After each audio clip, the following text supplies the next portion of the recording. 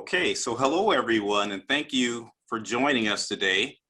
My name is Mark Graham, and I'm an architect and principal with PBK WLC in Rancho Cucamonga. And I also serve as the AIA California Vice President of Professional Development and Education, and I'll be your moderator for today's segment.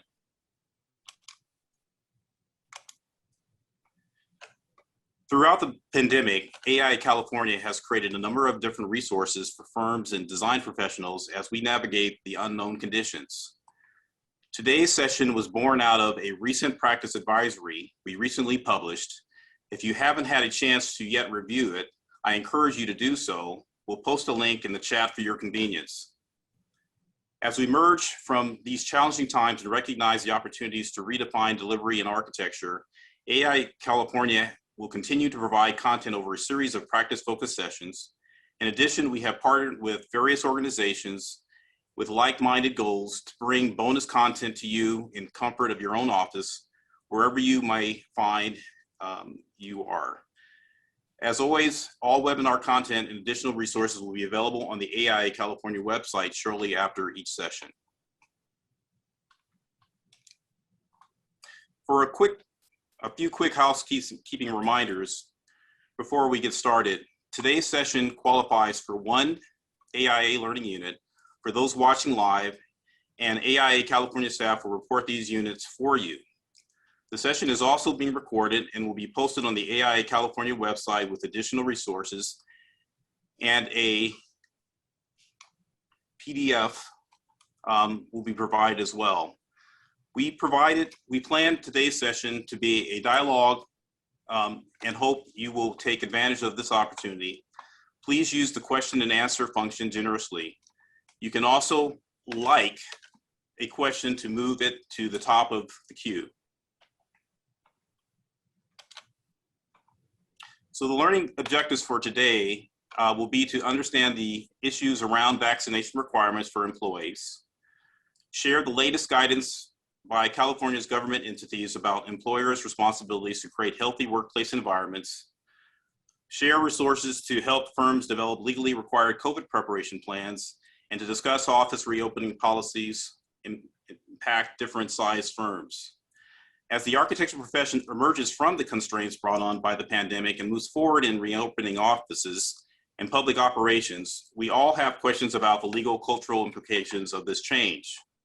AIA California has asked legal and human resources professionals, in addition to several member groups, to gather the best thinking response to these frequently asked questions and provide you with insight as you consider the next steps in returning to the office. During today's webinar, we will focus on these four areas. But before we get started, I wanted to offer a quick call to action. In preparation for our expanded discussions, AIA Practice Advisory Committee has launched a survey focused on better understanding where firms are today and issues under consideration as they return to the office. The results of the survey will provide insight as to how the profession in California is thinking about these complex issues, both in terms of legal requirements as employees, as well as the cultural implications. Please take a few moments to share your experiences with these tools so that we can best develop the resources asked by our members. AIA California staff will include a link to the survey in the chat box at the conclusion of today's webinar, as well as in a follow-up email. All right, so on to today's webinar. We've assembled a diverse team for today's presentation, and I would like to quickly introduce each member before handing things over to them. Ryan Kohler is an employment attorney in the Pasadena office of Collins & Collins LLP and works extensively in architecture engineering world on issues of employment, business, litigation, contracts, professional liability, and claim defense. He has successfully defended design professionals from claims and trials, arbitrations, and administrative hearings, and also assists employers responding to employment issues as they arise, structuring effective, practical personal policies, handbooks, and protocols to help minimize employment-related litigation. Our second panelist, Janelle Arsich, HR consultant with HRtoGO. Janelle has over 18 years of experience in the human resources field, as well as several years in business administration. Her focus is on employee relations, performance management, benefits administration, employee handbooks, and legal compliance, to name just a few of her many talents. And then lastly, Rena Klein, FAIA, Vice President of Investment Partnerships, Charrette Venture Group. Rena is a nationally recognized expert in small firm practice and author of The Architect's Guide to Small Firm Management. With 20 years of experience as the owner of a small architecture firm and over 15 years as a consultant and educator, Rena brings a special understanding of design firms managed by entrepreneurial architects. Each presenter will share their perspectives, followed by a 15-minute question and answer period. And again, do not hesitate to add them to the question and answer box, and we'll answer in real time or later, or a later event if needed. So Ryan, why don't you start us off by sharing your thoughts? Thank you very much for that, Mark. Let me go ahead and share my screen here.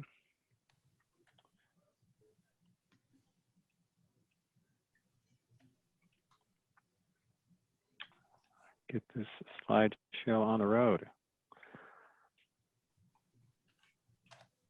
So what do state guidelines say about returning to the office? I know all of you are eager to have a picture of your office just like the photograph here, where everybody's back all crammed in together and bustling, but we're not there yet. Here's a quick summary of what I'm going to go over. Requiring vaccines, the current status of state regulations, both state and local CDC guidelines, and a few recent COVID-related laws that we want to remind you about. So vaccine mandates, I've been getting a lot of questions about this lately. And at the end of the day, the answer is employers can mandate COVID vaccinations. What you need to do is you need to have exceptions under the Fair Employment and Housing Act. So you need to have a good faith interactive process if somebody's got a medical reason, with a doctor's note recommending or noting that they cannot get the vaccine for some reason, or a sincere religious reason. So an employee who just says, well, I don't want to because I don't trust the science, doesn't fall under either one of those exemptions. If you do apply a vaccine policy, it has to be done in a fair manner. If you're going to require it for one employee, you have to require it for everybody. You don't want discrimination in your application of a rule or procedure. You can discipline employees who refuse to get vaccinated. Employment is generally at will in California. So unless you've got a special contract with somebody saying that you're not going to require anything like this, you can change the terms of employment at any time. Now your employee has the right to refuse and say, I'm not going to be vaccinated, not going to happen, no way, no how. And then you have the right to fire them because it's at will and they're refusing to meet a condition of employment. I also get questions about HIPAA sometimes. HIPAA is a law that applies only to health providers or health insurers. It doesn't apply to employers. There are some rights of privacy under the California Constitution, but the state of California has made it clear that under its laws and regulations, employers can inquire about vaccinations and vaccination records. The current status of state health regulations is something that is very much in flux. I took a look at it last night, and as you can see, it was last updated yesterday at 7:15 p.m. So there are constant updates going on. So what is good right now may not be good in a couple of days. But one thing that you should know is that the office workspace guidelines are basically the same since July 29th, 2020. There have been some specific updates for people who are vaccinated, where some of the rules get relaxed for people with vaccinations. And our governor has announced we've got an aspirational goal of June 15th for the further relaxation of standards and taking off of masks. But I would note that that is not reflected in any regulations just yet. So we can keep that on our calendar as a potential goal, but the regulations have not yet changed for that. The masking and quarantine guidelines have been updated as of May 3rd. So right now we're dealing essentially with two tiers, people who are vaccinated and unvaccinated. And what can they do? Well, vaccinated people can spend time with other fully vaccinated people, including indoors, without wearing masks or physical distancing. And then the regulations have the caveat of outside a workplace setting. So social events are one thing, but workplace regulations are something else. But what they can do is refrain from quarantine and testing if they are asymptomatic. So if someone is vaccinated and they get exposed to somebody with COVID, all of the standard quarantining or other rules don't need to apply to them unless they have some sort of symptoms. The state does say continue to take precautions though, and they say the vaccinated and unvaccinated do not have to mask if they're outdoors and if they're unvaccinated and physically distanced. If they're at the office working alone in a closed room or there's nobody else in the office at all, or if they've got some other exemption or medical condition. California also has some temporary emergency standards that are in Cal OSHA regulations, so it's sort of a workplace safety regulation rubric. They require a COVID prevention plan, which is very similar to the injury and illness prevention plans that are already required. There's a sample COVID prevention plan that is available on Cal OSHA's website. You can just take it, clean it up very long, and that can be your COVID prevention plan program. The primary thing it requires is effective training and instruction to employees, provide testing to employees who may have been exposed at no cost, and if you've got a lot of COVID cases, you need to notify the health department. Fortunately, that seems to be something that is ebbing these days. Some of the exceptions to the new regulations, if you've got one employee who isn't in contact with anybody else, there's really nothing to be done for them. If you've got employees working at home and they test positive, obviously nothing to be done. And then there are exceptions for employees who are vaccinated and who are not showing symptoms.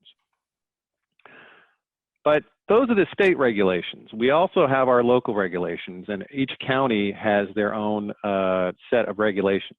Quite a few of the counties, especially the smaller counties out there, just point to the state and say, see the state guidelines. We're not going to impose anything that is more onerous than the state itself. But our more populous counties, for the most part, do that, especially Los Angeles, San Francisco, and some of the other Bay Area counties.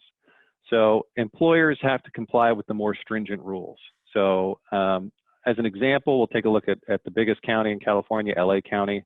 It last updated its regulations May 14th, so just a couple days ago. And there is some confusion that can sometimes come out of these regulations. So I want to note that there's sort of two levels that they communicate. There's a best practices level that's communicated in their current orders. There's also what is permissible. And so there can be some confusion between those two. So I'll note something, the order says the intent is to reduce COVID. People who can telework should do so. That's the best practice. And then it says this order allows persons to engage in all permitted activities. So that says what is permissible. And that includes opening offices and things of that nature. So that the order says, hey, you really should continue to try teleworking for at least a bit longer, but you don't have to. So best practice versus what is permissible. Again, they note that telework is strongly encouraged for the unvaccinated, but it's not mandatory. And currently in LA County, you can, if you've got an office space, you can open it up to 75% of indoor capacity, as long as you satisfy social distancing, so 6 feet requirements, unless all your staff is fully vaccinated, in which case you can go to 100% and you don't have to bother with social distancing. However, everyone must continue to wear face masks, and there should be some sort of daily screening that takes place either at home or people coming into the office to make sure that they don't have COVID symptoms. And that includes people who are fully vaccinated. So back in the office, you're still wearing masks, but you don't have to do so in a social distance manner. How do you prove vaccination? Well, it's okay to prove it by showing an official vaccination card, a photo of the card, including a photo that was taken on your phone, or a note from your doctor. The recommendations that the state and county have given, if you are requiring vaccinations or inquiring it to your employees, is you don't need a copy of any of that. You just have somebody who creates sort of like a logbook of, okay, I've seen their vaccination card, check, this person has confirmed that they have been vaccinated, but you don't need to keep a record or copy of their vaccination card. So to sum up the current status of the bigger counties, work from home is still encouraged, but office work is allowed, especially when people are vaccinated. And right now, we kind of expect masks to remain likely for another 30 days or so.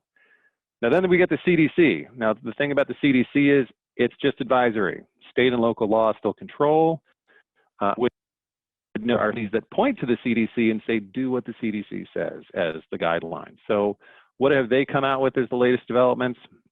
A couple days ago, they said vaccinated people don't need to wear a mask or physically distance at all, except when required by law, including local business and workplace guidance. So, you know, again, continue following state and local laws.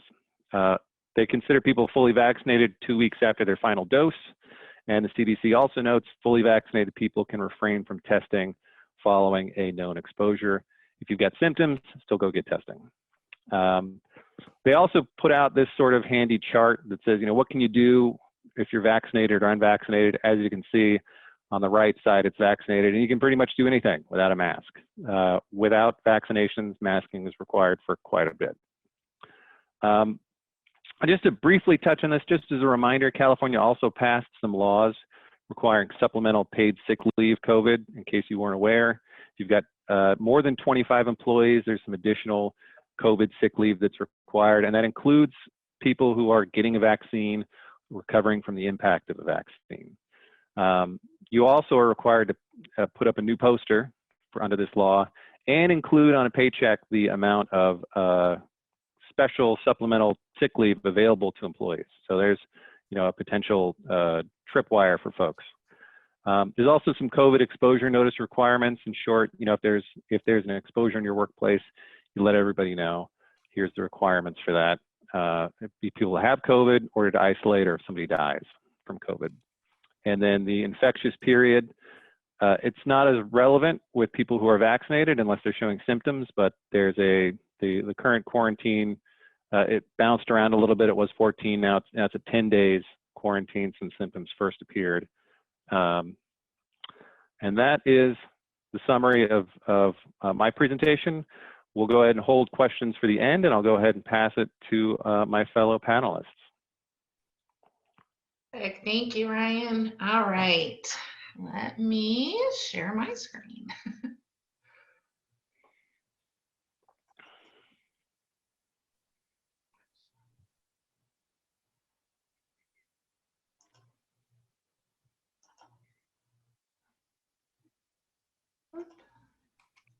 Okay. All right. Well, welcome everyone. Good afternoon. My topic is on how to create that safe and healthy environment that we are all hoping that we can return to. You know, certainly it changes a little if you've already started returning gradually, or if your doors have been closed 100% for the last year, and now we're finally starting to realize that we can start to reopen and how we're going to do that. You know, I think the most important thing right now is communication. It's reassuring your employees you have procedures in place, you have policies, you have safe practices in place. What have we done as an office to reassure our employees that you can come back to work? You know, are very unlikely you're going to get COVID because of what we have done. You know, it's the frequent cleaning, you know, the cleaning supplies that are available for employees. Maybe you upgraded your HVAC system, your ventilation system. You know, did you create higher walls in between your cubicles or at the front desk? You know, maybe you're going to even rotate staff in. So, you know, if you have a staff of 20, maybe the first month in June, you're going to have 10 people work, and then 10 people come in the next month, or maybe we'll do 5 every week, you know, so we start off, you know, kind of smaller and leading in. So, you know, one of the things that I think we're talking about a little bit later on is those that are nervous, those that are hesitant to returning. But I truly believe that, you know, communication is going to be your best friend in terms of, you know, employees feeling good about returning to work, and what have you done as an employer to reassure your employees. In terms of employee resources as well, if you have any employee resources, maybe for those that are a little bit nervous or hesitant or don't want to come back to work, you know, you don't want to necessarily fire them right off the bat. So what can we do? Do you have counseling services or an employee assistance program? Obviously, if you have an HR resource, what are those types of resources that might be available for your employees? Just to, kind of hear them out, to hear what their concerns are, to be able to kind of ease their mind. Very popular thing lately is providing incentives for employees to get vaccinated. If you have hesitant employees or resistant employees, you don't necessarily have to mandate the vaccine. You can, which Ryan touched on a little bit. But even if you just want to try and incentivize those employees, don't discriminate against those that have a valid medical or religious reason. But providing maybe gift cards or additional time off, paid time off to go get the vaccine, those types of incentives have been very helpful. And also just remembering what benefits your staff have. Ryan touched on the supplemental paid sick leave if you have 25 or more employees. Remind your staff that you do have this benefit. If you get the vaccine, you have this time. If you have side effects from the vaccine, you have this time. What other benefits do you have? Maybe looking at your in-house benefits that are available to employees. Obviously, if they get COVID, they still are eligible potentially for workers' comp, for state disability, etc. Ryan touched on this as well a little bit earlier, but everybody is required to have this emergency temporary standard in place. It's actually been required since November. So making sure that you have a document in place. It should be paired up with your IIPP. And it should be available to your employees as well, for your employees to read about and see what you're doing as an employer. So there are some very specific requirements that need to be included. And then we've also included a link down there at the bottom, just a sample, COVID-19 prevention plan. You can plug some details in that are specific to your work environment, but it's pretty straightforward. All right. A couple of, kind of more Q&As that I know have all been, floating around in terms of vaccinated people. What can we do? What can't we do? So Ryan shared that really helpful chart. And so this was just a few weeks ago, the California Department of Public Health basically issued their guidelines on quarantining. I'm sure we all hate that word by now in terms of, what do we do? Can we exclude, etc.? So when must an employer exclude employees from work? So basically they have to be excluded if they're not fully vaccinated and they either have COVID, they've tested positive, or they have been exposed and they're showing symptoms. You have to exclude them from work, and all of that information is included in your emergency temporary standard plan. Another popular question is, what's the criteria? So for an employee who's not fully vaccinated and is exposed to a COVID positive test. So of course, used to be 14-day quarantine was the recommendation. An exposed employee who does not develop symptoms of COVID needs to be quarantined for 10 days after that last date known of exposure. And then the quarantine requirements for a fully vaccinated employee. So CDPH just recently said, if you're fully vaccinated, you do not have any symptoms of COVID, you do not need to quarantine. So for those of you that maybe can't work from home, or you're sick and tired of letting your employees quarantine because we really need them back in the office, it's another incentive for those to get vaccinated because they no longer have to quarantine as long as they're not symptomatic. All right. And then of course, the hot topic right now is masks.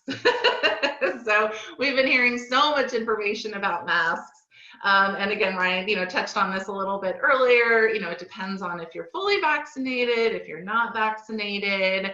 And, I think a lot of this is going to come up of, well, how do we know? How do we know if my coworker's vaccinated or not vaccinated? We're not all, wearing the big V, on our shirts. We're not walking around identifying ourselves if we're vaccinated or not. So, I think for the most part, it's going to come down to just comfort level you know, if you're not comfortable going into your office without a mask, maybe you're, you know, you yourself have been vaccinated, but you don't necessarily know who has and who hasn't. You don't know if you're dealing with your clients, if they've been vaccinated or not. You know, certainly the most conservative approach is to continue to wear your mask if you are around other people. Now, if you're in a meeting, you know you've been vaccinated, 2 of your colleagues you know have been vaccinated, you're going to trust them, right, that they're all being honest. You can feel comfortable enough knowing you don't necessarily have to wear a mask. The best guidance is to still maintain that 6 feet of distance. So we still need to, you know, socially distance from one another. We're still going to maintain, you know, all the super clean offices, you know, hand sanitizer, hand washing, all of those best practices are going to still continue. I think a lot of it is just going to be about, you know, people's comfort level. And again, how do we know who's vaccinated? How do we know who isn't? If you have an office where you know for sure 100% of your employees have been vaccinated, by all means, I would make that announcement. I would publicize that. I would celebrate that, just knowing that everyone is vaccinated. Now, of course, you still have to deal with the public and your clients. That's different. But, you know, I would certainly celebrate that as an office if you know that everybody, you know, for sure has been vaccinated. So, all right. So that is the end of my presentation. Thank you guys so much. I feel like we're kind of speeding through here, but I know we've got a lot to cover. So that is the end for me. So I will stop sharing and I will pass this off to our next speaker, Rena Klein.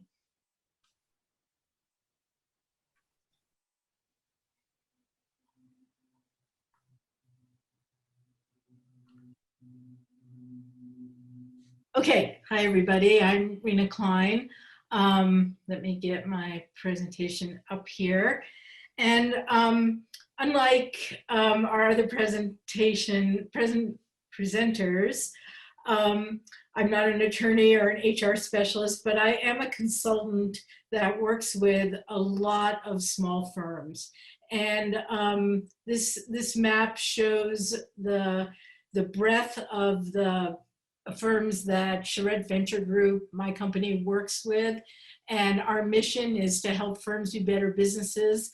And I wanted to show this map to make it clear that, you know, what I'll be talking about isn't necessarily California centered, but more of a sense of how smaller and mid-sized firms are dealing with COVID around the country. So our company, because it works with about 40 people, has created a community of practice in which we share best practices with everybody. And I have to say that during the COVID period, this has been really invaluable because people are sharing knowledge and what they're doing in their firms, you know, from all over the country. And believe me, it's varied. You know, we have a firm in Alabama who, you know, has basically had no COVID restrictions for many, many months. You know, their experience is quite different than our firms in the California Bay Area or Seattle, for instance.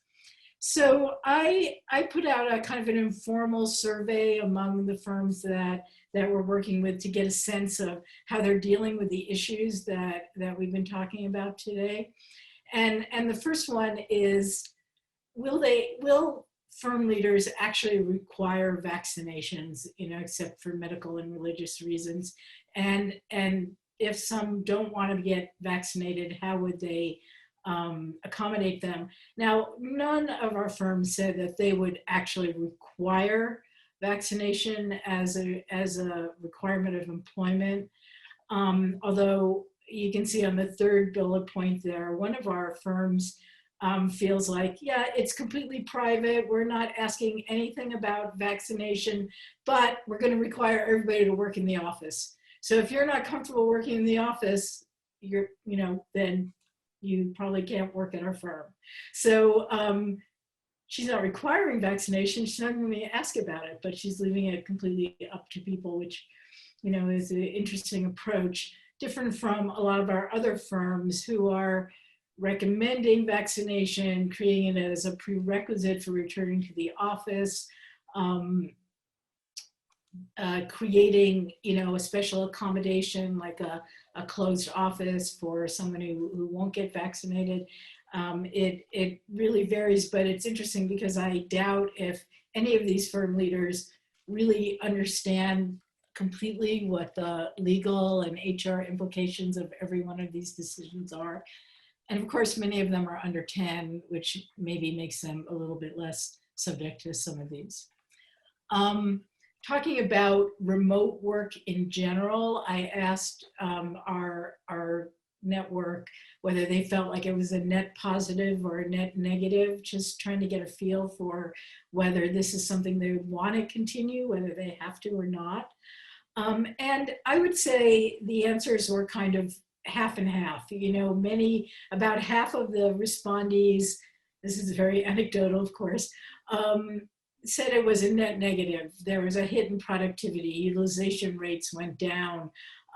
There were, people had hard time focusing and got depressed, and firms that do really complex projects found it very difficult to collaborate and do design exploration in a remote environment. But for some, it was very positive. It led them to new ways of thinking, different ideas, different ways of working. I mean, I think if you'd ask any architect in January 2020 whether it was okay to do remote work, you would have gotten the answer, well, no, actually, we can't do that, we'll never do that. But now, the whole profession has opened up to this possibility. And of course, there are many firms that are now completely remote and giving up their offices entirely. Here's another set of answers about the impact of remote work. For some firms, it was significantly negative. And they're very much looking forward to coming back and being able to be in the workplace together. So the last question is, how will your firm come back to the office? Will you continue using remote work? And these are a spattering of the answers that we got. For the most part, if people are vaccinated, they're going to work in the office and I believe unmasked in local environments where that's allowed. But for people who are unvaccinated, they probably will be working remotely. There's the talk, almost everybody is talking about hybrid situations. Even people who are vaccinated are going to choose to work remotely at least a couple days a week. Our firms that are in San Francisco, for instance, this remote work environment has created, the ability to not commute, has taken 2 to 3 hours off of days of people's work days and hours off of people's work days. And, the notion of coming back to commuting just to be in the workplace is pretty hard for some. So I think we're gonna see that firms are gonna try to take advantage of the operational advantages of remote work, while creating a way for people to continue to collaborate and exchange, the rich information that we need to do face-to-face in many architectural situations. One thing that almost everybody said was that they found that doing Zoom meetings with clients and with consultants has been actually very productive. And they expect to continue doing that because it saves a ton of time. So that's about, all I have to say about the cultural and general ways that people are thinking about coming back to the office. And in small firms, again, these firms are generally under 20, although we do have a few mid-sized firms we're dealing with. So they're very closely held, they're very friendly, they're not, it's the honor system, but they're I believe that most people feel like they can really trust their colleagues to be honest about their status and to take appropriate action in terms of that. So I'll stop sharing. We can go to the panel discussion part of this. Thanks. Okay, well, thank you, panelists. That was very enlightening, and I think that we definitely have several questions that have been raised throughout this presentation. I think that, this is all very, interesting and new to many folks. I think that for me in our office, we have roughly 600 people, PBK WLC, 600 people firm-wide, and then we have about 22 offices. And out of those 22 offices, I would say that the majority of people have come back. I know our office here in Rancho Cucamonga has come back since June of last year, at least to about 75, 80%, but we're probably not the norm. But I think that, one of the things that I wanted to raise, and this is a question for all the panelists, is first off, how can the profession prepare for cultural change on the horizon as firms shift to a hybrid model, along with balancing productivity, safety, and mentoring of emerging professionals? I know that's a mouthful, but who would like to answer that one first? Or any part of that? Can you repeat the question, Mark? Absolutely.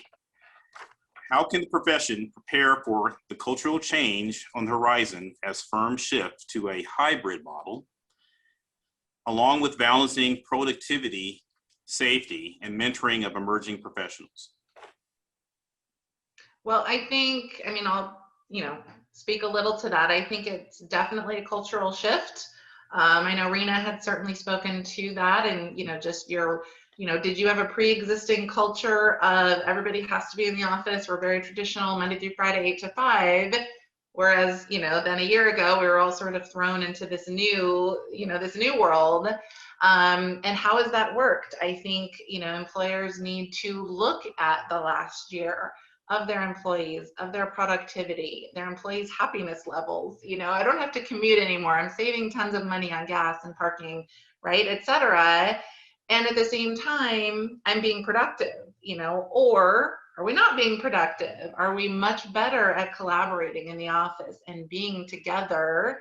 I think that almost needs to be the first decision to be made. And how are we going to shift our, our culture and all of our, in-house procedures? And if we do, what is that going to look like? And then, of course, taking into consideration safety precautions, head count, right, distancing, vaccinations, the 5 million other things that we need to, think about that we've talked about today. So I think, first just looking at what was your, your culture and your expectations then, and how have your employees been successful, or maybe they haven't been successful in the last year. What does that look like now? Well, one thing I'll add is that I observed a change over the year that there was in the beginning, early in 2020, when things started happening, people were, once they adjusted to it, it felt like people were really positive about it. Yeah, we can do it. Wow, we didn't know we could do this. And yes, we can. We're not stopped in the tracks. We can still go on, we can still work, and everybody was very excited about it. But by the time we got to the fall and the resurgence in the winter, I think there was a lot of depression. I think there was a lot of, a drop in productivity, a drop in the ability to really function well. People were really missing personal contact, and I think it was hard. And then I think people were bucking up again after the new year, and the light at the end of the tunnel being in sight. So it went through a few waves, I believe. Of course, yeah, that's really, really good stuff, folks. I think that we are experiencing now, as we kind of move back, is probably more of a pivot than actually a complete return to what we had before March of 2020. So I think this is just what we have now is going to, I think, better us in many ways, and actually having many options on how we can kind of work through this appropriately. So I'm going to go to the chat box here and raise the first question, which is, what risk is there if we require or incentivize vaccination and then an employee has an adverse reaction to the vaccine? What exposure exists for the employer? So who would like to take that on? Perhaps Ryan or? Sure, I can take that on. And I'm sorry, I was actually taking a look at some of the regulations to answer some of the other questions. So which question are we at? Yeah, so this is, and sorry to put you on the spot like that. This was the first question. And it was actually, is it sufficient to ask employees to email, I'm sorry, wait a minute, I'm sorry. Got it. Yeah, so is it sufficient to ask employees to email a designated HR person with written confirmation of their vaccine status, or should we ask documentation of the vaccination? Well, I'm sorry, no, that's not the one. It changed on me. It was basically identifying if we require, I'm just going to paraphrase it because for some reason it got mixed up, but what it was saying is if that employer requires vaccination and then something happens to that person who might have an adverse reaction to the vaccination, how is the employer exposed to that kind of a risk or that sort of situation? Well, there's a potential workers' compensation exposure. So if you're mandating vaccinations, I mean, if you are already above the 25 employee threshold level, then the potential impacts of vaccination is already covered under the supplemental sick leave. So if somebody has an adverse reaction, they'd be able to take a full 80 hours of sick leave to deal with that adverse reaction. And they would otherwise be able to take time off from work to go get that vaccine and have it be compensated time because you are making it a mandate. So if they do have an adverse reaction to something that is required, then it would be covered under the workers' compensation system, which is a no-fault system, so they'd have a claim. Now, based on the actual results of vaccinations, I mean, people might feel a little under the weather for a day or two. I mean, for the Johnson & Johnson vaccine, maybe 1 in every million or so people might have a blood clot, but those are pretty remote items. And so for the vast majority of folks, the negative impacts might be a couple of days at most under the weather. And so if they do have some issue related to that, then you'd give them potentially sick leave for that, or if their sick leave is all used up and you are under 25 or 25 or less employees, then I would recommend giving them some additional PTO for their recovery. But that should then take care of everything. Okay, well that's great, Ryan. Well, thank you. Does anybody want to add to that? If not, then I'll move on to the next question. Okay, the next question, Ryan had mentioned that masks are required for vaccinated and unvaccinated people in the office setting. Janelle's take on it is different. What's the requirement? Well, based on the review of the latest state guidelines that I took a look at yesterday, masking for office spaces for people who are vaccinated is still required. The social distancing is not required if people are masked or vaccinated, and capacity levels are relaxed if people are vaccinated. But until the state lifts the mask mandate, which hasn't happened yet, but they've got a goal of lifting that in June. Indoor work environments, if you're around other people, unless you're alone in your office or alone in a closed room, the state requirement is to have a mask. Now the practical reality of the situation is there is no real mask police going on out there.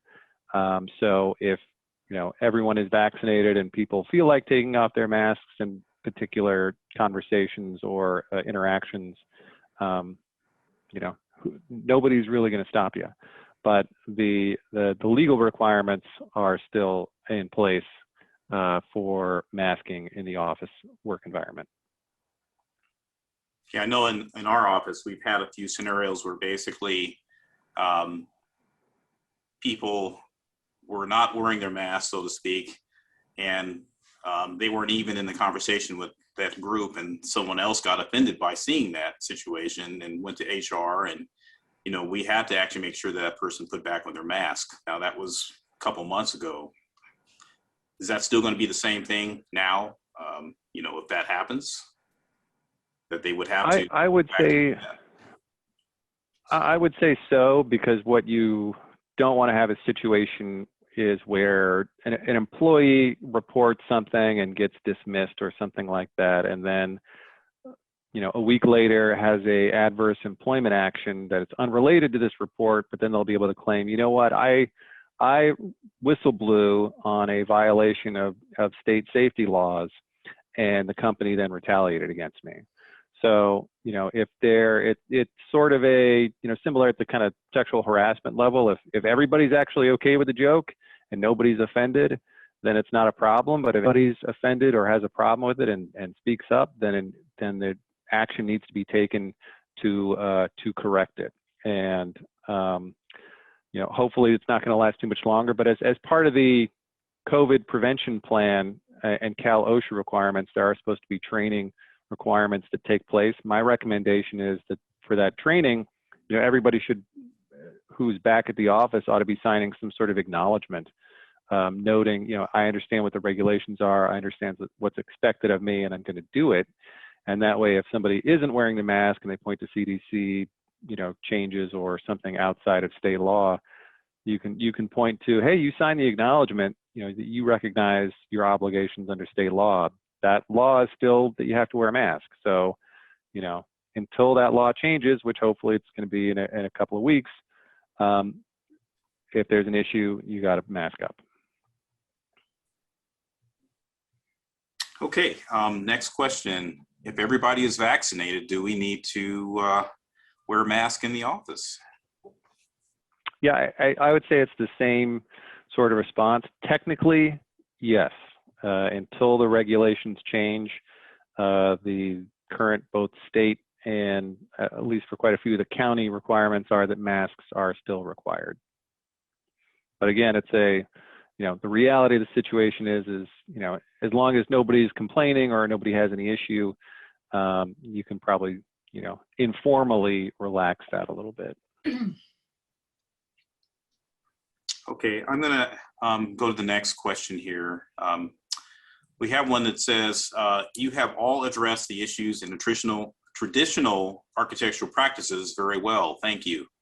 It might be informative to have some additional reflections on the varied return to work practices and policies in engineering and construction partners, organizations, and for clients in government and industry with which architects work. Can you add some additional insights about this? How has it informed team participation in future projects?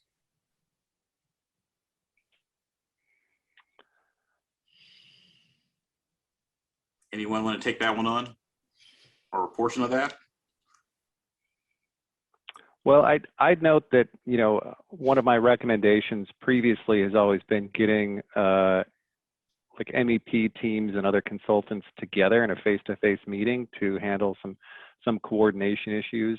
I mean, it's quite often that projects go along without the team ever really kind of getting together for a proper meeting. Obviously, that's gone out the window the last year, and people have been doing, you know, pretty well with these type of Zoom meetings. And it certainly is easier to organize a Zoom meeting with the screen share when you're dealing with multiple parties than it is to kind of sometimes arrange a personal or in-person meeting. So I think that's going to be something that's going to be used more and more going forward, especially with the screen share, to kind of deal with those type of coordination issues. And I'm also expecting to see some, you know, perhaps beefier specifications from mechanical engineers for additional airflow movements because one of the key requirements or things emphasized by the California Health Department is having strong ventilation for workplace environments.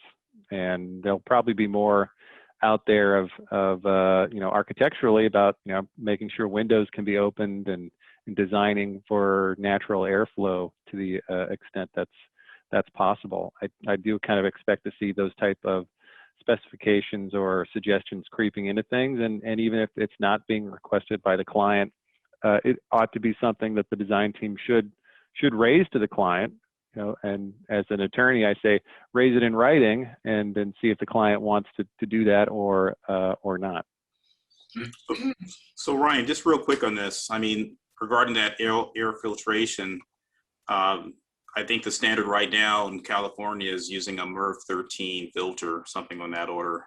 Do you think that's going to be a requirement here also in our offices, or something that if an employee says, have you gotten to that level, or is that something we should not worry about? I know that the Department of Health has issued some updated guidelines on sort of better practices for office ventilation standards, but I don't know the granular details of how that's going to potentially migrate into the building code, and knowing how kind of that moves at a glacial pace at kind of best. My guess is that it probably won't really be showing up until sometime in the next iteration of the Uniform Building Code or local building codes. But I'm sure that there are various public entities that are thinking about it, and from a risk mitigation perspective, I would expect owners to potentially make standard of care arguments, saying that a design team ought to be at least thinking about or considering heightened ventilation inserts. Okay, well, thank you for that. Next question, what are some of the hybrid in-office / working, remotely working scenarios? Any thoughts on that? Yeah, what are the hybrid remote working scenarios you're asking about? But not, I was looking at the question about technologies. Is that kind of part of this question? What I would say about that is that, at least in terms of the technologies, is that certainly the firms that have cloud-based ways of dealing with their files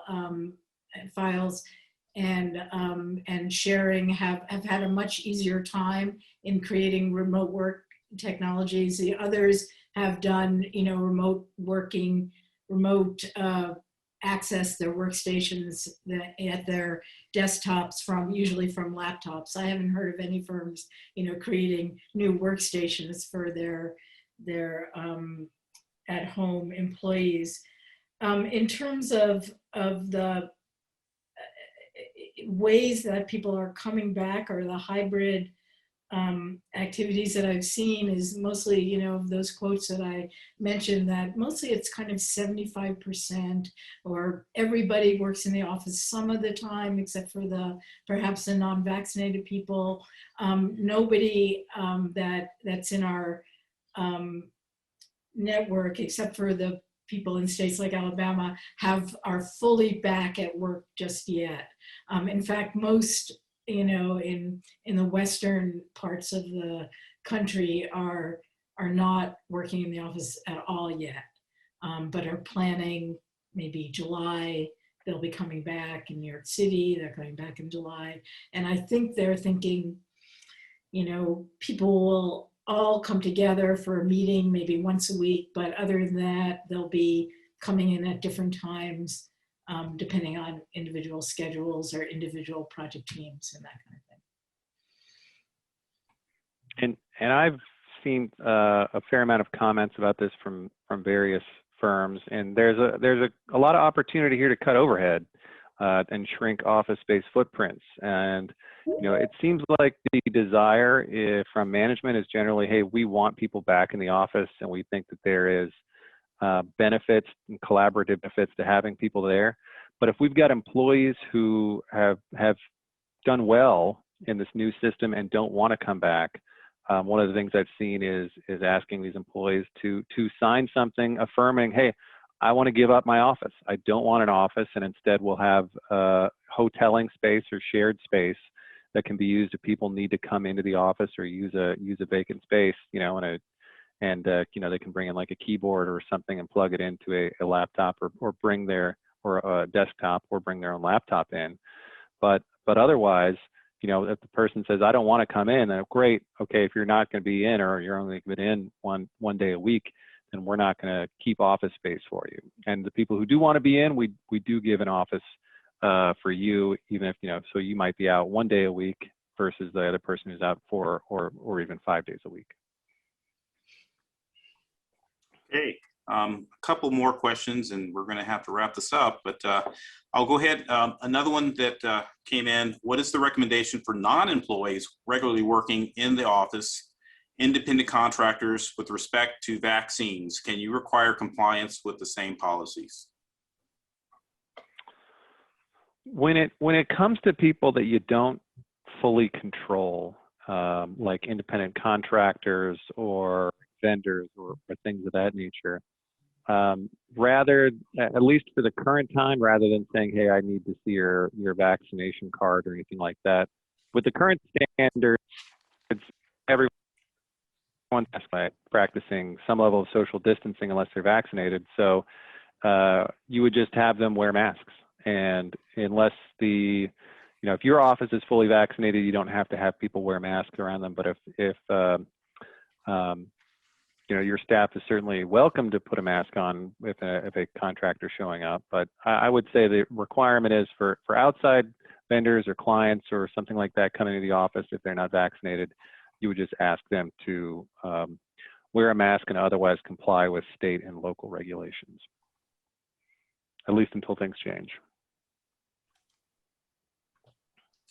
Okay, the last question that I will raise here for the group: how long do you believe a written COVID protocol will need to be in place after June 15th, as outbreaks happen, which you see reactivating, if necessary, as a possibility?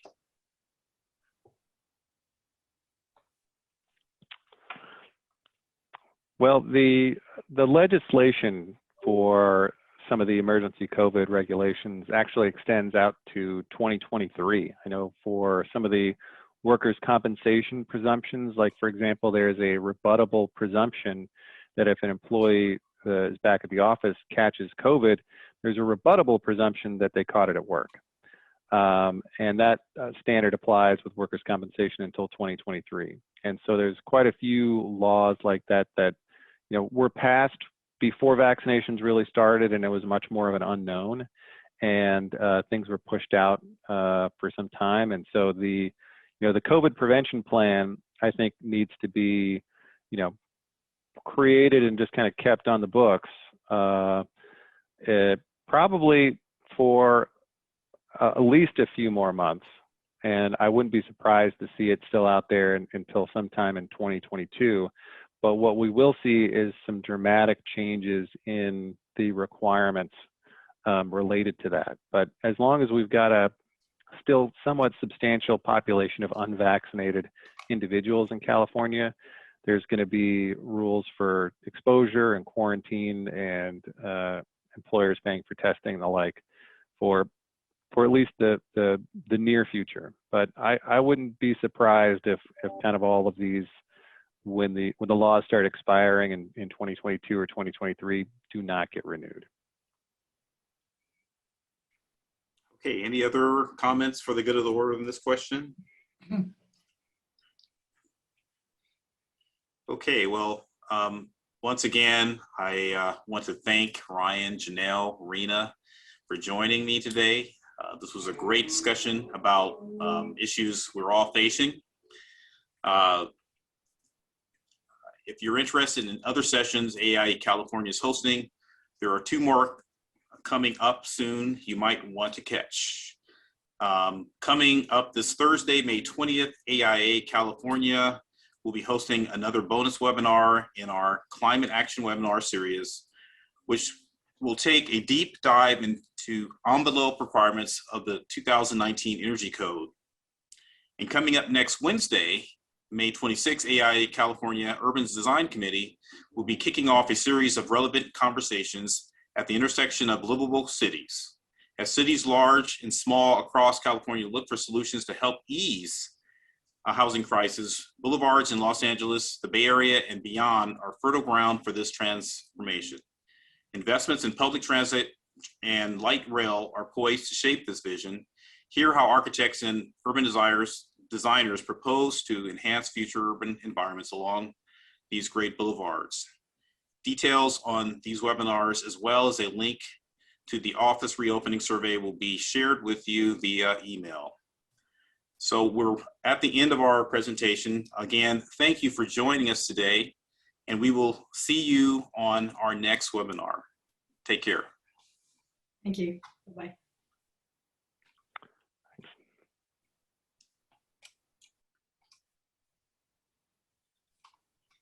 Thanks.